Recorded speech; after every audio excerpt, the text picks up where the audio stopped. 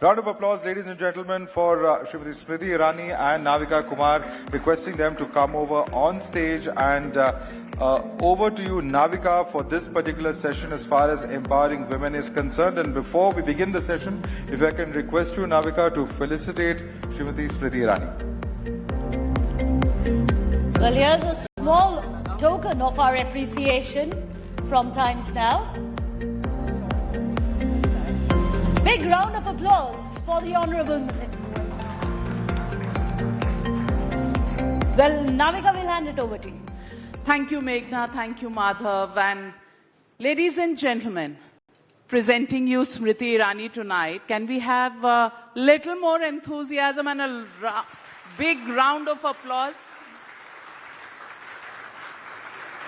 It's always a pleasure to have you at the Times Now Summit, Smriti Irani. Thank you. And as they say, from one woman to another, you are quite a packet. What is Smriti 3.0 all about? I don't know why you presume that a woman who you presumably think is formidable has to keep repackaging herself, as though we in the public service or in public spaces have to redefine ourselves. I have never seen this question asked of a man. Normally men don't do this to each other. I believe that life is a plethora of opportunities, and each opportunity either ordains you with success or failure. It depends on you how long a journey would you like to undertake. I love every moment, every opportunity. So this new redefined Smriti that you possibly think will break shackles of the old systems or old memories that I've been a part of is just the same old Smriti.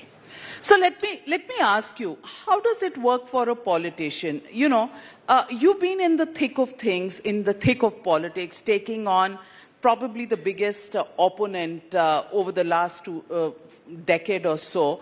And now that, and you know, wins and losses in elections as in matches actually continue. For politicians, how is it different from it is for sportsmen? Because they also win matches, lose matches, depending on who's the best team that day. I think that to genuinely answer your question, I'll have to refer to a journalist who's not a part of your group, but in fact retired from journalism and started podcasts. There's this gentleman known as Kamlesh Singh. He speaks in Hindi. It's called Tau. And he did this piece where he referred to my style of politics. And he spoke about the fact that kuch zyada hi kaam kar diya. I actually called him to say thank you, and he got a bit frightened because he thought that I'll give him a piece of my mind. But I told him that for the first time in 2 decades of me being in Indian politics, somebody gave me a new perspective. I led my whole 2 decades in BJP and in Indian politics, looking at politics as an opportunity to serve. If I was a quintessential politician, I would be more bothered about how to win elections from safe seats.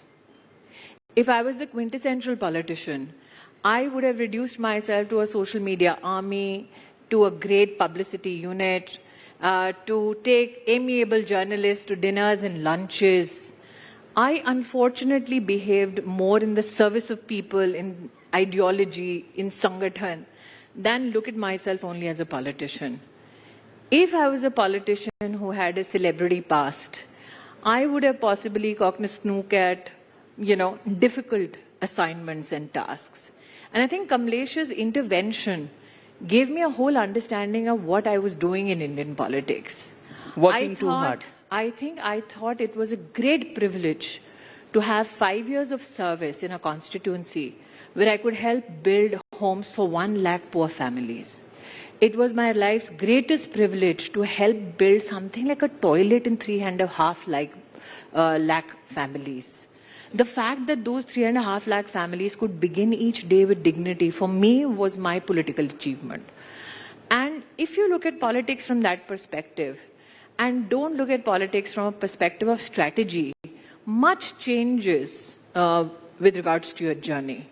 So you're right that in sports, it's about individual achievements. In politics too, some presume that if you're individualistic in your achievements, then you've truly arrived. But those who look at politics as a medium of genuine service, you will see that they will forever be in the public eye. They will forever work for communities. They will forever work for their ideologies and their organizations. So that possibly makes me a bit different. You are very different because from what one sees of you on social media, your presence hasn't decreased. You're pushing new boundaries. You're on some international fora. You're in Davos. You are all over the place. What are these new alliances that you're working on? And is this a break away from politics, or is this an extension of the political work that you already have behind you? I came into Indian politics because as a civilian, I wanted to contribute in strengthening my country, in contributing to a resilient economy, in bringing about changes in societal rules or certain enigmas that needed responses legislatively. That's what drove me into politics. So today, if you see me on the international fora creating alliances, I have created mercifully an amalgam of 10,000 international companies in a network partnership with the World Economic Forum, and ensured that the CII, which is the Confederation of Indian Industries, again, that's a cohort of 435,000 Indian companies. I have said that in terms of gender equity, we will create the first secretariat within our own country, within our own industry bodies, which we successfully did in the past 1 year. We took our templates about women and enterprise and found a resonance with Commonwealth nations. 56 countries want to emulate what we are trying to do in India with regards to gender justice, provide opportunities for women in businesses. We have created the same template today as Alliance participants. We now have a B20 co-chair appointed by South Africa on digital transformation. So our contribution is the Indian contribution.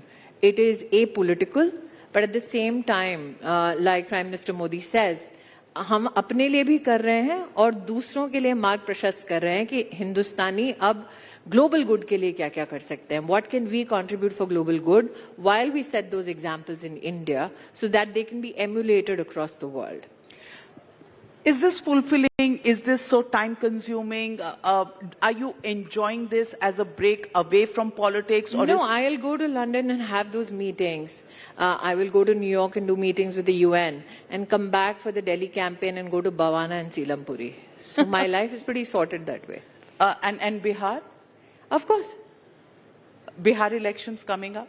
Any election that comes up, not essentially only legislative assembly elections, but any time the organization calls me for an assignment, I'm always available, I'm always present. So Smriti Irani, I want to ask you, how do women, you talk about gender equity, you talk about, women and how they chart their way. Is there a different yardstick on measuring the success of women? I think that we should not confine ourselves to pleadings or pleadings which have forever defined how we speak about women and the cause of gender. I think the new realities that we are confronted with is the disruption technology will bring, especially in the lives of nations which do not own the technology, which do not own the enterprise, but who are limited by only building applications on top of enterprises. And I say this with earnestness, Navika, because today around 85% of the world does not own the technology, is just consumers of technology. Our country, our part of the world, is a part of that particular confluence. The other issue which has frighteningly come up, especially in the US, is that 70% of the jobs that women hold in that country are actually going to be obsolete when automation sets in. So I was there at the World Economic Forum when there was a conversation about AI agents and how that will shake up the world. And 3 days later, DeepSeek comes and the US loses $1 trillion. So to see disruption up close, what you as an Indian can do is how do I facilitate people within my own country against these disruptions. So this year, we have decided we will reach out to 300 of the most populous cities in India, reach out to 1 lakh women-owned businesses who have not had the capacity to cross the 1 crore threshold, go to them with banks, with insurance companies, with knowledge bases on certification and compliance, get together with global supply chains. We already have, as a part of our cohort, 2,000 international companies which have a yearly consumption and expenditure power of $4 trillion to teach these women how can they be a part of the global supply chain. One of the biggest challenges women, especially those who have worked, let's say, in self-help groups or FPOs or in SMEs, is the challenge of language. So we are in conversation with skill givers who will certify, especially if the British Council is kind enough to accept that, to certify the English language skill so that that can be used by women in business, especially those in the smallest of towns in our country. That is my ambition for this year. And I think you know me enough by now to know that once the standard and the goal is set, we will achieve it. Yes, you will achieve it, Smriti Irani, I have no doubt. But you know something, I'm having problems adjusting to this conversation with you. Because I'm not ranting about somebody politically. Yes, because for the last 10 years, I've asked you all the questions that I wanted to about Rahul Gandhi. Can I still ask you those questions? But even though it's a free country, you can ask me anything. But I think that the single sign of maturity is when you evolve and don't stagnate. So you may see me from a limited perspective of that one guy I defeated. But my life is not just that one chapter. Yeah, that's true. That's true. It is, I understand. I understand for you as a journalist that's of historical import, given that the sitting president of the Indian National Congress was never defeated before that. But it's time to get over it. To move on? Have you moved on? I want to ask you, when you look at Rahul Gandhi... I think you met me a day after my results were declared. Yes. And I didn't seem particularly jubilant. I was very, very stoic. And you were disturbed even then. That's true. You always surprise everybody by coming up. Because if you're not to be bogged down by failure, why should you be so ecstatic about success? That's true. But there are people who are even ecstatic with failures. They are, and it is their democratic right to be delusional. So I want to ask you, Mr. Rahul Gandhi has been complaining that there's no longer any democracy even inside Parliament. As leader of opposition, he's not being given his chance to speak. Isn't that an old complaint? ये पहले तो बाहर का था, अब अंदर का है. I think that there's a very old adage, old saying, that you can never demand respect, you need to command it. And for you to command respect enough to have Parliament come together and listen to you, irrespective of your politics, that's the hallmark of a true leader. I've been in opposition, and I did not have the privilege of being the leader when I was in opposition. In fact, I was one of the youngest when Jaitley sir was the leader of my party. And at that time, when I spoke on issues like sexual harassment at workplace bill, or when I spoke about the Nirbhaya issue, irrespective of which political ideology was represented in the House at that time, irrespective of the seniority of the parliamentarian, I had a rapt, attentive audience within Parliament. So I think that it is more a reflection on the aptitude of the individual than to blame Parliament. Parliament runs by certain standards and rules. It is a privilege to serve there, and if you have not created that respect for yourself, you cannot blame the Parliament or the Constitution. But they say that the way Parliament functioned was fairer earlier than it is today. In the regime of... when they were throwing out MPs when they agitated for Telangana, was that fair? When journalists were hiding tapes on cash for votes, was that fair? Well, Smriti Irani hasn't lost her punch. So, ladies and gentlemen, I think... Why would you think I'd lose my punch? No, certainly not. That's why I just feel that... father who had a Maratha mother and a Bengali parentage as well. How come? I mean, if there is anything which is explosive, it's that combination.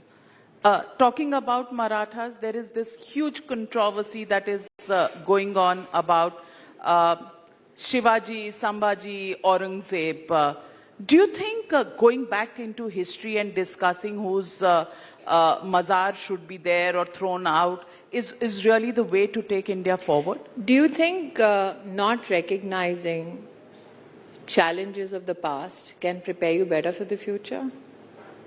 Do you think denying atrocity can prepare you better? The true essence of democracy is when every side has a voice.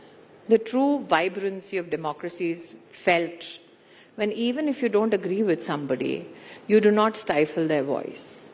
Which also means, especially with regards to those who are from the Hindutva fold, for them not to be denied their space to speak. Now, not many may have spoken on this, and dare I push that envelope, but India has, when it was at the threshold of independence, seen three kinds of Hindus fight against the British. One who spoke about non-violence, which was Mahatma Gandhi. One who took up arms against the British, that was Bose. And the other who stood by the Constitution to bring the country together, that was Sardar Vallabhbhai Patel. So you choose how you respond to a certain challenge. But do not say that only those who turn the other cheek are to be accepted. Okay, today's day and age, I don't think anybody is turning the other cheek for sure. There are still some. You cannot deny it. Because when you look at outrage, which makes headlines at 9 in the night, it is bereft at times of voices. When a journalist, a female journalist, is dragged to a police station in Punjab by the Aam Aadmi Party and made to release herself and go to a loo where she's watched by men in the police station. That journalist happened to be your journalist. How many were speaking up for her? It's a lone battle sometimes. It is. So you cannot be selective about outrage. You cannot be selective about when you want to stand up for freedom. There are people whose hands and legs were chopped off in Kerala because they belong to a particular ideology. 6 months ago, in the state of Telangana, you had students and journalists jailed because they had an opinion on social media. Where is the outrage? There are youngsters who are hung out publicly in villages in West Bengal. Women who are dragged by their hair, raped because they had the audacity to sit for a political party at the polling table. Who outraged? But everybody outraged about the vandalism that happened after Were people Kunal Kamra, arrested? who's just a Are stand. people arrested? Most definitely so. If they were not let out arrested, on bail one day later. if that is the law. Even those arrested in Telangana were arrested, but they were arrested for making a political point against the Congress party. What was the sin done by your journalist? Please explain to me. What happened to her? Please explain to the audience. A female young journalist dragged to a police station because she's trying to report something, and the humiliation heaped upon her is go to the loo and let the men watch her. Tell me which one of the audience members saw anybody shouting from the rooftops about freedom then. We did, and the court stepped in, and thankfully for us, the ordeal of 3 days came to an end. And that is not the only state. You faced it in Bengal as well. Who stood up? Who wrote a guilt letter? Nobody. So if you stand for freedom and the privilege of that freedom that you enjoy, stand for everybody. But then just dragging people to court, hauling them to police stations.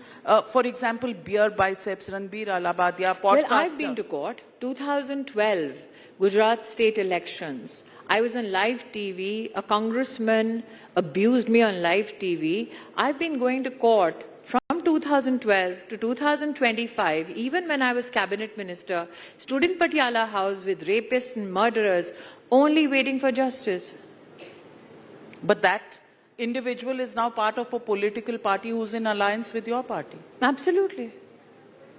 So how do you accept You that? don't. You still go to court. They tell you it'll take another 20 years. Fine, I will keep going to court. But the question is, every time I'm abused, can I keep filing FIRs and keep going to court? Then how do I build my life? So it's an individual struggle. It's an individual life journey. You need to stand for your principles, and it'll cost you for sure. But I go to court and I stand there.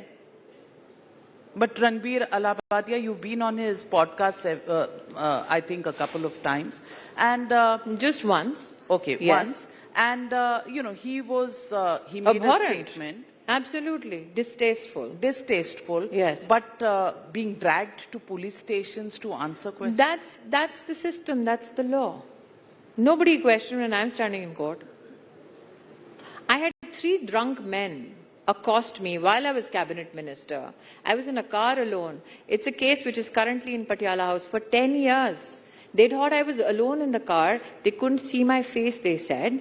So for them, they said, if we had only realized that she was Smriti Irani, we wouldn't have done it. Which means these 3 drunk men, for a normal female, would have done God knows what. But they stopped because they suddenly realized it's Smriti Irani. So I went to court. And in court, as cabinet minister, I sat there while 3 men who were drunk actually had their lawyers stand in front of me and completely assassinate my character. I didn't wield the baton that I'm cabinet minister.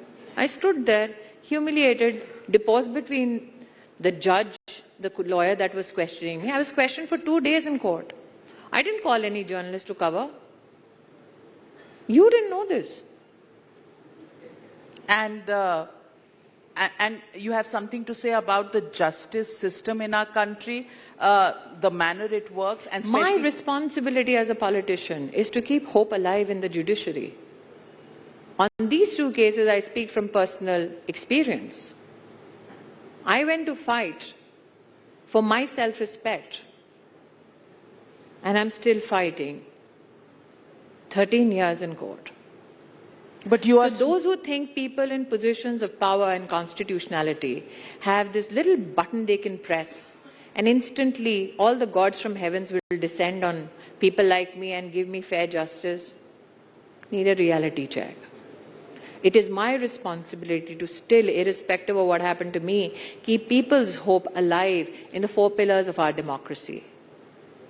So To you're keep saying people's it's a hope long, alive, arduous journey for women? Yes. I mean, if I was a quintessential politician, I would have taken those journalists who have been known to be extortionists, fed them a nice little meal, in some way made sure that I have friendships with them, done a friendly fire with the opposition in parliament so that I make the completely right noises, but go out for an evening dinner in Khan Market with them. I don't live that dichotomy. You're not part of the Khan Market gang. I am not part of any gang. If I was a quintessential politician, I would be a part of some gang or some camp. Are you saying other people in your party do that? No.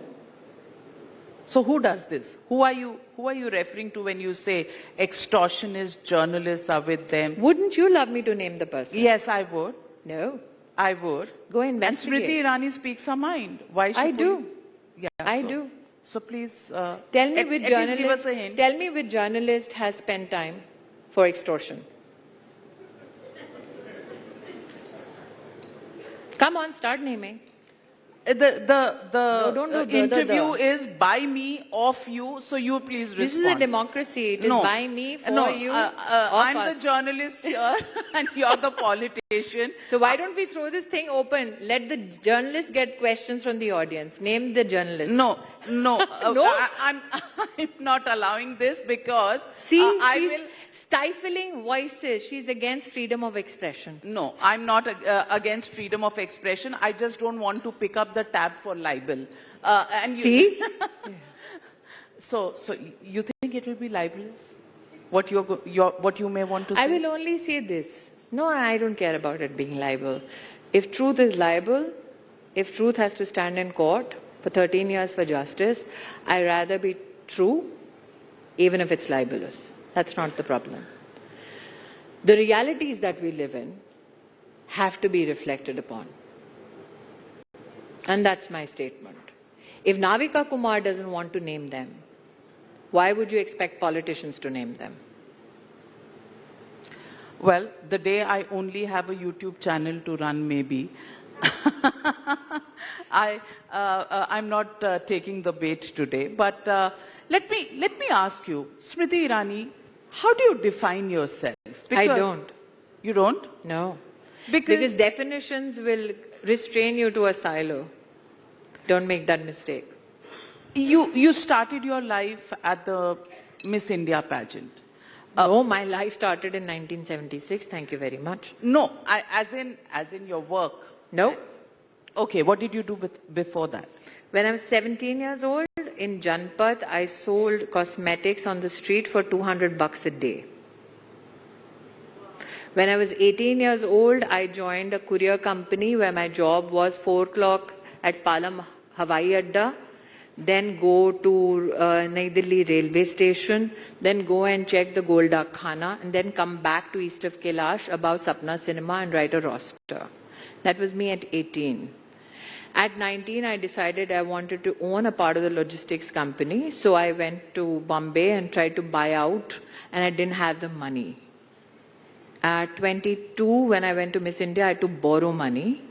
But after being a Miss India finalist, I had no job, so I went to the first McDonald's ever opened as Smriti Malhotra, that was my maiden name. And I used to sweep floors there and wash the dishes for $1,800 a month after being a Miss India finalist. But you could have been a model, you could have walked the ramp. Yeah, that was easy, I guess. You didn't want to do that? No, because I never wanted to be known for my physicality. But then you went for the... I didn't want to be... I went to Miss India because that was the only space my father could not pull strings. The other places he could? Yes. Media was the only sector where he knew nobody. So I went to the one space where the success or the failure would be mine. Okay. So what Times of India gave me at that time was a shot at freedom. And you started setting your own rules from then on? No, I think I started at 17. When you are judged at 17 for $200, that is more harsh. By the time you're 22 and you're a finalist, you're supposed to be a so-called beauty, which makes it worse, but still, it's better than being on the roads for $200 a day. So you didn't, after McDonald's, you didn't ever think that, the money would be better in modeling or films No. or something? I was very clear I couldn't run around trees. I was very clear. I could not stand behind a hero who did a banyan ad. That was not me. So then what? I got a shot at Saas Bhi Kabhi Bahu Thi because the paycheck per day was more than what I made in a month. So I was not interested in being a star. When I walked in, the male actor got 10 times more than I did. And I was very conscious of the fact that I could not afford to not have that job. But I knew that by the first year when my contract ended, I could negotiate a pay scale better than the man. So they had to change 4 male actors, 4 Mihir, but there was only 1 Tulsi. And by the time I left, I had the highest paycheck Indian television ever gave out to an actor. And then you said, ab ye bhi nahi karna hai, politics karna hai. I was BJP's Yuva Morcha vice president in Maharashtra, and Devendra Fadnavis was Yuva Morcha vice president with me in Maharashtra when Dharmendra Pradhan was president in India, the Indian organization, in 2003. Prime Minister Modi is the second Prime Minister I'm working with. I had the privilege of working both with Prime Minister Vajpayee and Prime Minister Modi. I was in the National Executive of the BJP when our party leadership had Atal Bihari Vajpayee and Advani ji at the helm. I've been the BJP National Secretary twice, once with Rajnath Singh ji as President, once with Nitin Gadkari ji as President. I was Nitin Gadkari ji's, was Maharashtra President, I was Secretary there. Then I was the BJP Women's Wing President. So been there, done that. I've been in BJP organizational positions for 2 decades. People discovered me in 2014, that's another issue altogether. People discovered you even before that, Smriti. No, I Irani. think the HRD... Don't they remind you about some of your statements from before? I think that many people thought that I was of some importance when I became the HRD minister. It's as though the life before 2014 didn't exist. So I still meet a lot of people who go, oh, hey. So... Do you have, I want you to speak candidly. Do you have batchmates? I mean, is there any room left for me? I mean, am I not candid enough? No, but do you I've have even done batchmates? ho and hair here. Do people, do you have friends in the No. party politically? No. No? No, because I don't think you come to politics to make friends. You come to politics to serve people. I didn't go to media to make friends. I'm very clear. I take that word friends very, very seriously. If you are my friend, I will literally go to war for you. I will defend you. I will literally push all boundaries. So colleagues, they're just colleagues? Yes, and that's not a bad word. But you're a team. So you've been, you have possibly reported at least on my experience as a minister for a decade. I've never gone to any political parties, evening get-togethers. You've never seen me. Those who've seen me in media would never see me in media get-togethers. I never socialized. It's a miracle I have a career of 2 decades without socializing. Do you think it's because we are women and we have to bring up kids? Nahin? Come on, women socialize. Nahin. Nahin, I mean, give me a break. Do women socialize? Of course they do. Of course but they women do. who have careers like yours and commitments like yours between a minister's job and family. No, people still socialize. But I don't. I never socialized, like I said, in the media or in politics. I was very clear that Navika, nobody's... It's a very filmy line, I guess. मैं ना कुर्सी के लिए जाने चाहती हूँ, तमगे के लिए नहीं, कद के लिए नहीं, काम के लिए people should know me. I have no such delusions that I suffer from. That people that I meet in politics when I'm in a position of power are going to be friends for life. Delhi is a great leveler for anybody who has even half a measure of sense. Nobody is friends with you here. Everybody is transactional. You have to be completely out of your mind if you believe people are here to make you a great friend of theirs. Media in itself, people who struggle through media, they tend to come together in times of strife. I was a union worker when I was in the media business. So we would come together when resources were limited. But our coming together was also dependent on the fact that we were stretched for resources. It did not come from a sense of celebration. I mean, none of us had homes, none of us had, mobility issues. We didn't have cars. We were all, sharing autos in the first year of Kyunki. So that struggle brought you together. But both in media and in politics, there is a huge sense of competition. Friends can't compete with each other. Friends Very don't. well said. What next for Smriti Irani? If you're asking my schedule, No, then I'm asking April you. is what? I've been privileged to be invited on a lecture series in Ivy League colleges. I will be looking at a semiconductor unit in the US. I will also be in LA talking to some studios. So, I mean, there's a plethora Studios, of things. are you going back and You doing... talk about it as though, it's a very disdainful word. No, I'm just wanting to know, get the mystery out and what's Smriti Irani going to do next? If she's going to the studios, I better ask her. No, I mean, I can go to studios as a producer, Oh, so... I mean, I was one. And now... I was a writer as well. I'm a published author. Don't do and haw with me right now. No. Okay, so are we seeing Smriti Irani in a producer, actor, some sort of a role coming up Who soon? knows? Let the story write itself. But at least you'll be interested enough to come back. Okay, yes, you piqued our interest. Smriti Irani, as I say, is always full of beans. Thank you very much for being with us. Thank you for the conversation. And ladies and gentlemen, it has to be louder than that. Thank you very much, Smriti.